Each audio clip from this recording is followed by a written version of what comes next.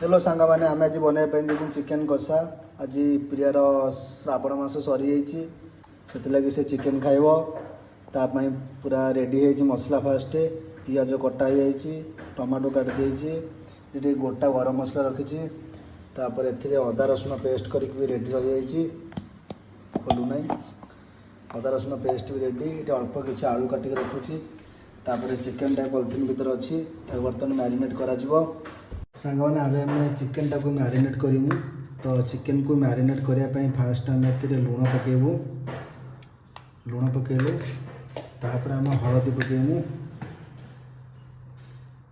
हलदी 2 चम्मच पकईदबा तापर आम ए लंका गुंड पकेबा तापर टिके सोरिष तेल पकेबा तापर जस्ट टिके नगुरु अदा रसुण पेस्ट पकेबा जस्ट टिके नगुरु आम कषा करूँ से टिके नगुरु अदा रसुण पेस्ट भी देली दहीटा ऑप्शनल दहीटा आने भूली जाइए आज आउ जाई हेबन दही आने एत बाट से आम बनाऊँ मैरिनेट भलसे गोड़ेदब गोड़े देके फ्रिज भितर अध घंटे 45 मिनट रखीदब जदि चिकेन टा भल भाव में मैरिनेट हो मसला गुड़ा भितर भी पड़ेब तापर कषिले बहुत भल लगे।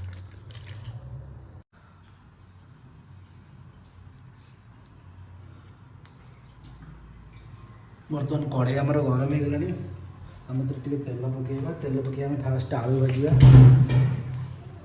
तो मुझे सोरिष तेल व्यवहार कर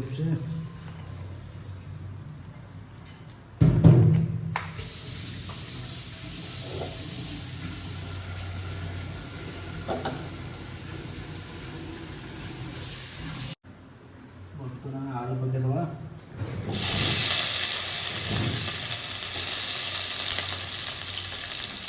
आलू पकईदेलु फास्ट आलूटा भाजा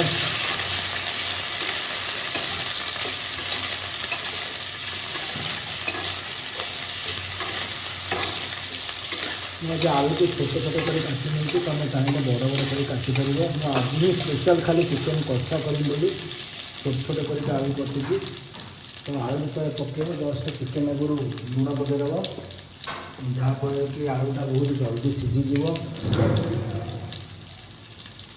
लगे मुझे जस्ट टे लुण पकईदी आलू पकईदे गोड़ेदबा गोड़े किस समय छाड़देवा भाजी हम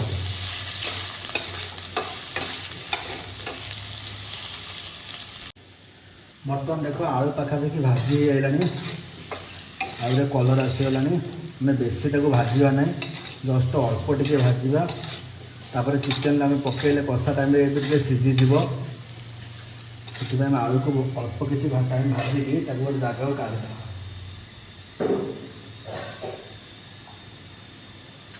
बर्तमान मुझे आलू काढ़ीदेली आलू जस्ट टिके अधिक परिमाण तेल दबा बस तेल भी बहुत होगा तेल बर्तमान टे गरम हाँपाई छाड़देवा तेल गरम होगापर से गरम मसला जहाँ भी रखी गरम मसला पकईवा 2 मिनट दिखाँ तेल फास्ट टे गरम हो जाओ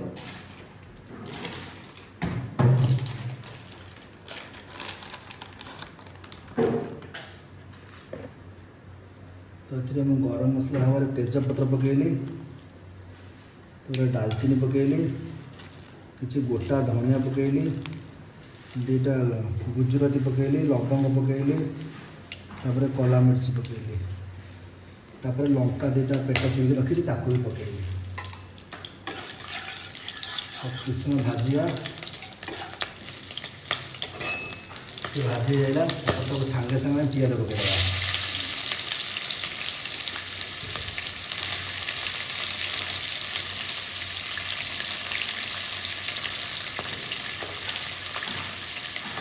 पियाज पकड़ पियाज भी भाजवा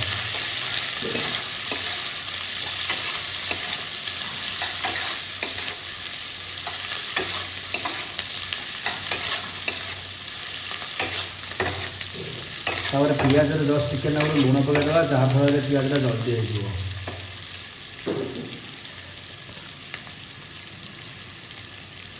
चमच लुण देली छोट चमच तापर पियाज किस समय भाजवा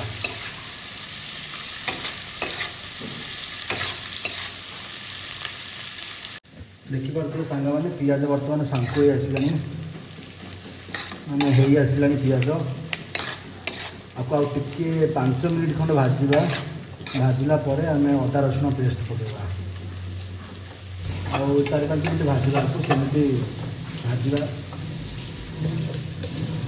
बर्तमान सांग मैंने पिज होगला आम भी आज बेसी भाजवा ना आते अदा रसुण पेस्ट पकेगा डायरेक्ट फास्ट मु अदा रसुण पेस्ट पकईदे मो रोसे अनुसार बहुत लोग फास्ट लंका गुंड पकाती हल्दी गुंड पकाती बट मु फास्ट अदा रसुण पेस्ट पकईदे जो कि अदा रसुण पेस्ट पकईले कुछ समय कषिला अदा रसुण जो बास्नाटा ना जो गैसटा हुए जो बास्नाटा हुए जहाँ भी पीब से कटिज तापर आमर लंका गुंड हल्दी गुंड जहाँ पकड़ा था पकईवा तो बर्तमान अदा रसुण पकईकि कषा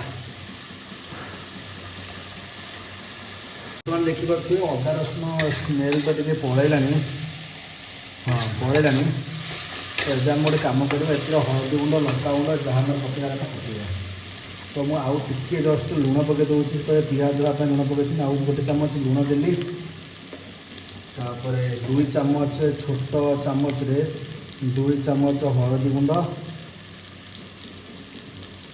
2.5 चामच हलदी गुंड देली तापर लंका गुंड टिके नगुर दबा बेसी लंका तो आम खाऊनु ये लंका गुंड जस्ट टिके नगुर दबा से लंका गुंड खाऊ तापर टिके धनिया गुंड टे दबा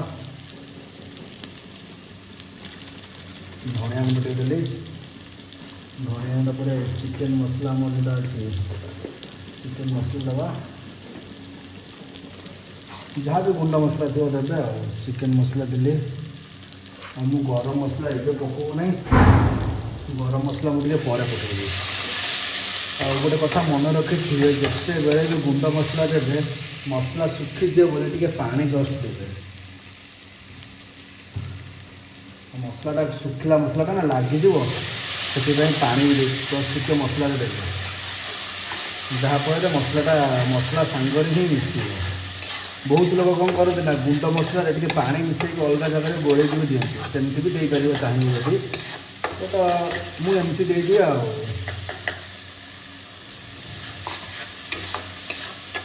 देखिए बर्तमान गोटे भलसे कषा आपको 5-10 मिनट कषा पर टमाटो दबा आम टमाटो देदेबा टमाटो चॉप कर काटिक रखिकी देदेली टमाटो से मसला संगे कषा कषला पर टमाटो भीतर सीझीज मसला भितर तब मो सांग मैंने भी किसी अच्छा देखी से भी टमाटो चिकेन उपर भी दिखती कषला टाइम चिकेन उपर टमाटो देते सी भी सीझीज मु मसला दे दिए चिकेन उपर खाली चिकेन पकईबा और किसी पकईबार ना देखिए मसला बर्तमान 50 to 60% पूरा कषा हो गला देखिए मसला कलर भी आसगला 50 to 60% कषा हो गला मसला भी तेल छाड़िया धीरे धीरे स्टार्ट कलानी आपको आउ टिके कषा तापर चिकेन पकईकि पुणी मसला कषा मसला चिकेन मिसई कषा ओके मसला ऑलमोस्ट हो आसला बर्तमान मसला हो गला आमर आ बेसी मसला कषा ना ओके तो बर्तमान जो मैरिनेटेड पूरा चिकेन रखी थे चिकेन को ये पकईदबा चिकेन को पकईकि पूरा हाई फ्लेम रे फास्ट 10 मिनट भाया कषा जहाँपर चिकेन में जहाँ भी पानी थी ना बाहर थी मन रखिए चिकेन पकड़ा हाई फ्लेम रे चिकेन को कषा लो फ्लेम जमा भी कर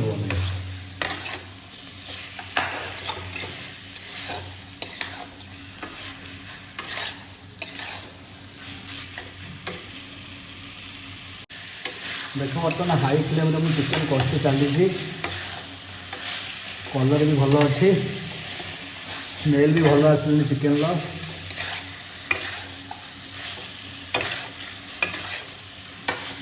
फुल हाई फ्लेम में कषि मिनिमम 15 मिनट এটা আমি অল্প অল্প ভজা ହେଇଥିବା ଯେଉଁ ଆଳୁ ସନ୍ତୁଳି ଥିଲେ ତାକୁ ରଖିଥିଲେ ତାକୁ ଏବେ ଚିକେନ୍ ଉପରେ ପକାଇଦେବା। ପକାଇଦେଇକି ତାକୁ ସାଙ୍ଗରେ କଷିବା ଆଉ ଧୀରେ ଧୀରେ ଗୋଟେ ଢଙ୍କୁଣିରେ ଢଙ୍କି ହେଇକି କଷିବା।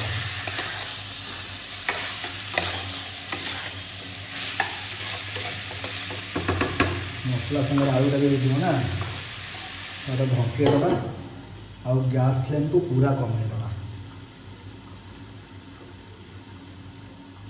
ବର୍ତ୍ତମାନ ଆମେ ଖୋଲିକି ଦେଖିବା ଟିକେ ଚିକେନ୍କୁ କ'ଣ ତା'ର କଣ୍ଡିସନ୍ ଅଛି। ପୁରା ଲୋ ଫ୍ଲେମ୍ରେ ଆମେ କରିଛନ୍ତି, ଦେଖିପାରୁଥିବେ ଚିକେନ୍ରୁ କେତେ ପାଣି ବାହାରୁଛି। ଚିକେନ୍ ବି ବହୁତ ଧୀରେ ଧୀରେ ସଫ୍ଟ ହେଇକି ସିଝିବା ଭିତରେ। ଆଉ ଚିକେନ୍କୁ ବେଶୀ ସମୟ ଛାଡ଼ିବେନି, ବେଶୀ ସମୟ ଛାଡ଼ିଲେ ଚିକେନ୍ ବି ଲାଗିଯିବ। ଲାଗିବା ପାଇଁ ଜମା ବି ଦେବେନି। ଧୀରେ ଧୀରେ ସଫ୍ଟଲି ପୁରା ତାକୁ କଷି ଚାଲିବେ, ପୁରା କେୟାରଫୁଲି କଷି ଚାଲିବ। ଯେତେ ଭଲସେ କଷିବ ଟେଷ୍ଟ ତା'ର ସେତେ ଭଲ ଆସିବ ଆଉ ଚିକେନ୍ ଭିତରକୁ ମସଲାଟା ବି ବହୁତ ଭଲରେ ଯିବ। ପୁଣି ତାକୁ ଢଙ୍କେଇ ଦେବ। ବର୍ତ୍ତମାନ ଆଉ ଥରେ ଦେଖିଦେବା ଆମ ଚିକେନ୍ର ସିଚୁଏସନ୍ କ'ଣ ଅଛି। ଲାଗିଲୁବା ଯାଇନି ତ? ନାଇଁ ଲାଗିନି, ଲାଗିଛି ମୋତେ, ନାଇଁ ଲାଗୁନି, ଚିକେନ୍ ଲାଗୁନି। ଧୀରେ ଧୀରେ କଷି ବି ହେଇ ଆସିଲାଣି। କିନ୍ତୁ ବାସ୍ନା ବିଶ୍ୱାସ କରିବନି, ବହୁତ ବଢ଼ିଆ ବାସ୍ନା ହେଉଛି। ତ ଭିଡ଼ିଓରେ ଶୋ କରିହେବନି ବାସ୍ନାଟା, କିନ୍ତୁ ମସ୍ତ ବାସ୍ନା ହେଉଛି। ଚିକେନ୍ ବି ସିଝି ଆସିଲାଣି, ଦେଖିପାରୁଥିବେ ଖଡ଼ିକାରେ ଲାଗିଯାଉଛି, ପୁରା ସିଝି ଆସିଲାଣି ଚିକେନ୍ ପୁରା। ଆଉ ଅଳ୍ପ ସମୟ ଆକୁ କଷିବା।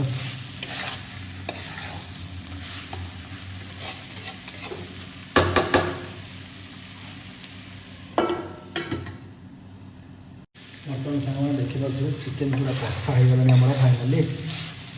ତ ଏବେ ନେଇକି ଆମେ ଟିକେ ଟେଷ୍ଟ କରିବା ଲୁଣ ଫୁଣ ଠିକ୍ଠାକ୍ ଅଛି କି ନାହିଁ।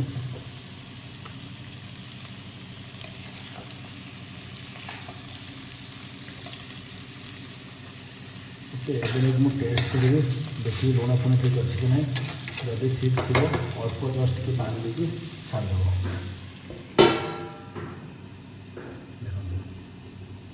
ଚିକେନ୍ କଷାଟା ପୁରା ମସ୍ତ ହେଇଛି, ସିଝି ବି ଯାଇଛି। ଆଉ ଜଷ୍ଟ ଟିକେ ଲୁଣ ଲାଗିବ। ଆମେ ଅଳ୍ପ ଟିକେ ପାଣି ଦେବୁ, କାହିଁକି ଆମେ ଗରମ ଖାଇବୁ। ପଖାଳ ଖାଇବା କ୍ୟାନସଲ୍ ହେଇଗଲା ସଡନ୍ଲି ଆମର।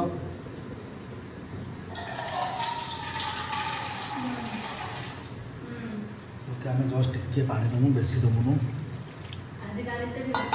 ଓକେ,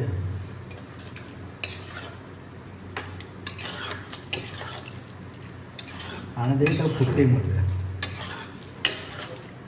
ଏତିକି ଗ୍ରେଭି ରହିବ, ତେଣୁକରି ଆଉ ଜଷ୍ଟ ଟିକେ ପାଣି ଦେବେ।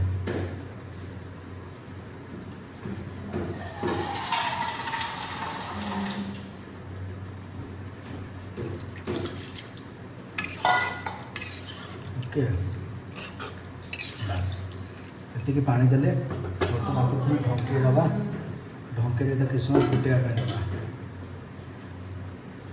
ଓକେ, ବର୍ତ୍ତମାନ ଦେଖ ଚିକେନ୍ ପୁରା ଡବ୍ ଡବ୍ ହେଇକି ଫୁଟିଲାଣି। ଗୋଟେ ଗରମ ମସଲା ପକାଇଦେବା ଚିକେନ୍ରେ। ଗରମ ମସଲା ଚାରିଆଡ଼େ ମୁଁ ପକାଇଦେଲି। ତାପରେ ଆଉ ତାକୁ 1 ମିନିଟ୍ ଖଣ୍ଡେ ଫୁଟାଇବା ପାଇଁ ଦେବି। ତାପରେ ଫୁଟିଗଲା ପରେ ତାକୁ ଆମେ ଖୋଲିଦେବା। ତାପରେ ଗୋଟେ ହାତ ତିଆରି ଗରମ ମସଲା ବନେଇଥିଲି, ତାକୁ ବି 1 ଚାମଚ ଦେବି। ଆମର ସ୍ପେଶିଆଲ୍ ଗରମ ମସଲା।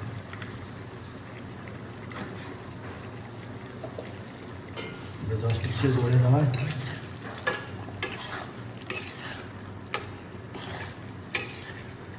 ଗ୍ରେଭି, ଖାଲି ଗ୍ରେଭି, ଟୋଟାଲି ଝୋଳ ରଖିବିନି, ଖାଲି ଗ୍ରେଭି ରଖିକି ତାକୁ ଖାଇବି।